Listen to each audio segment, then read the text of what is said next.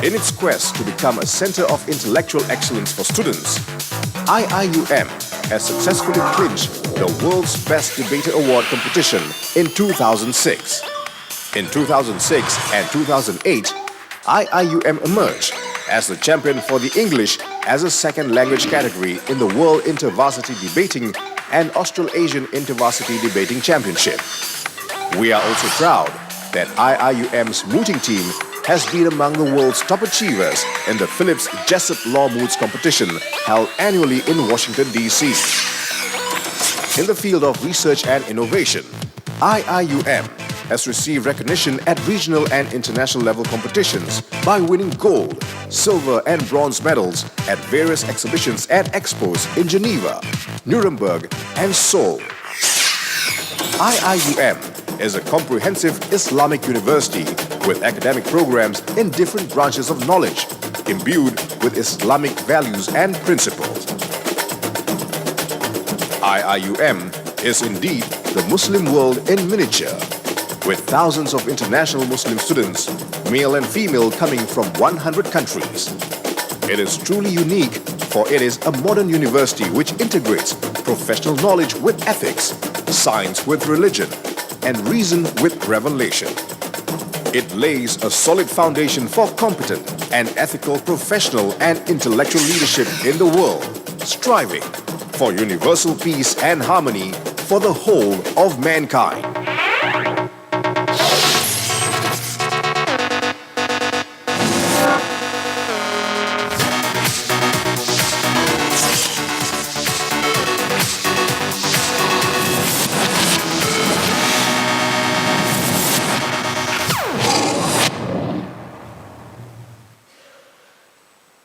The International Institute for Muslim Unity, IIUM, come the chairman of the conference to deliver his welcoming remarks. Please welcome.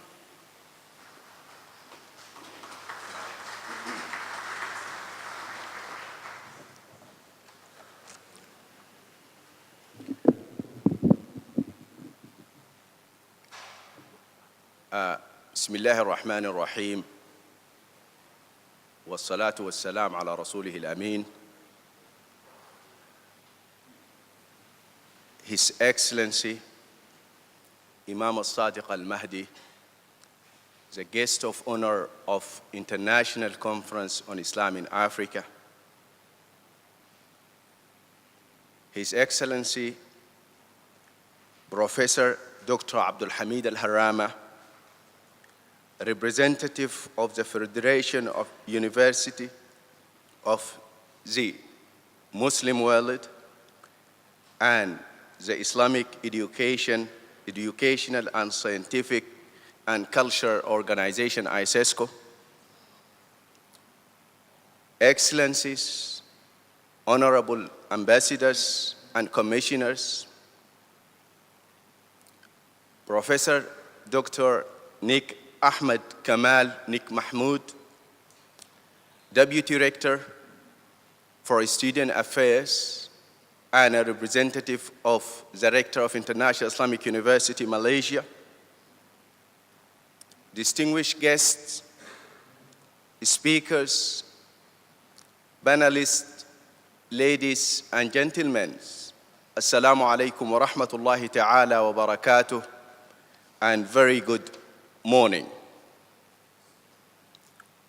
On behalf of the organizing committee of the International Conference on Islam in Africa, intellectual trends, historical sources, research methods, I have the great pleasure of welcoming all of the delegates, participants, intellectuals who have devoted the time and effort to grace this international forum with their participation and insightful contributions.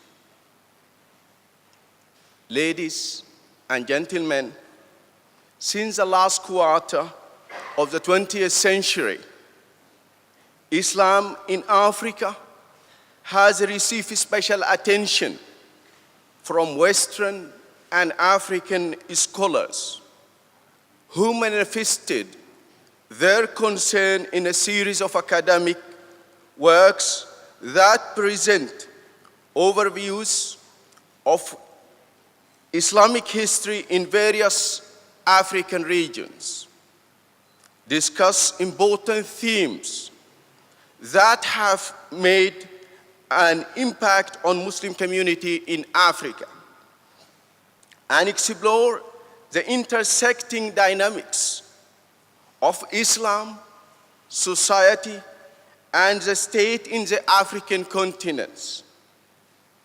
A series of international conferences was held respectively in 1998, in Abidjan in 1991, in Leiden in 1999, in Edinburgh in 1999, New York 2001, and Paris 2005, sharing the same objectives: to examine the history of Islam in Africa and dispel the argument of Hochstroff Robert, who echoed history. Therefore, the primary objective of this international conference is to provide a platform for scholars, researchers, and intellectuals from different parts of the world to further their discussions on Islam in Africa from historical, cultural, and global perspectives, and concurrently devote special attention to its intellectual trends, historical sources, research methods, hoping that their participation, insightful contributions to these themes of African development, and examine gateways from abroad through which Islam has traditionally influenced Africans. They also examine the contemporary situation of Africa, of Islam and Muslim in Africa, and investigate a better future based on its outcomes. As you can see from the conference programs, we have received positive response from more than 60 scholars and intellectuals who represent different parts of Africa and address the issue of Islam in Africa from historical, cultural, and global perspectives. Ladies and gentlemen, given the diversity of topics which will be discussed during this 3 days conference, we hope that your intellectual discussion, deliberations will give a better sense of why we have organized this conference on Islam in Africa. Bearing in mind that the presence of Islam in Africa can be traced back to the 7th century, when the Prophet Muhammad sallallahu alaihi wasallam sent some of his companions to take refuge in Abyssinia. In Muslim classical literature, this event is known as the first Hijrah, where the first Muslims, immigrants, provided Islam with its first triumph, and Africa became the first safe haven for Muslims and the first place Islam would be practiced outside the Arabian Peninsula. The gradual spread of Islam by Muslim traders, Sufi preachers in Africa only led to the formation of new communities, but it also reconfigured existing African communities and sultanates to be based on Islamic models. Today, Islam is predominantly concentrated in North and Northeast Africa as well as the Sahel regions. And according to the World Book Encyclopedia, Islam is the largest religion in the continent. Ladies and gentlemen, the tolerance of Islam in Africa is revealed in its diverse school of thought, traditions, voices that constantly strive for dominance in many African countries. Islam in Africa is not static and is constantly being reshaped by prevalent social, economic, and political conditions. In this context, it has its local and global dimensions. Locally, African Muslims operate with a considerable autonomy and don't have an international organization that regulates their religious practice and activities.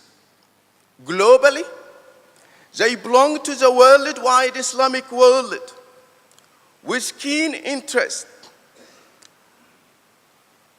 Islamic world and follow global issues and current events that affect the Muslim world with keen interest.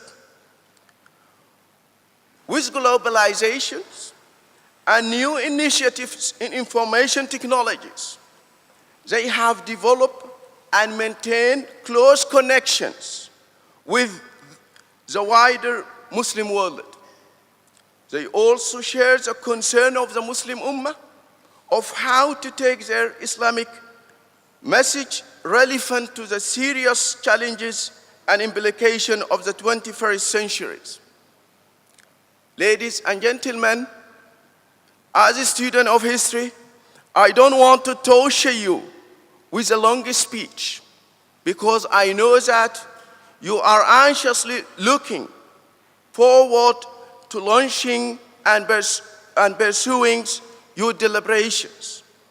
But please allow me drop a quick word of thanks and appreciations to a number of organizations, individuals who have been instrumental in the presumably resounding success of these scholarly gatherings. The top management of the International Islamic University, particularly His Excellency, the President Tansri Muhammad Siddiq Haj Hassan, and the former honorable rectors, Datu Sri Sayyid Arabi Aidid, and the Deputy Rector for Student Affairs, Professor Nick Kamal, who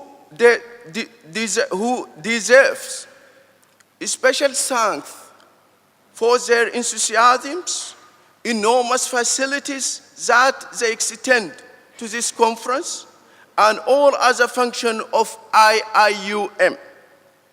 Equally, we have the pleasures to gratefully acknowledge the generous moral and financial support that the federations of the universities of the Islamic world and the ISESCOs has given to this conference and to some of the activities of the international Islamic universities, in particular and IMU in general. In this respect, I have the particular pleasure to single out the current head of the General Secretariat of the Federation of the University of Islamic World University, Dr. Mustafa Ahmed Ali,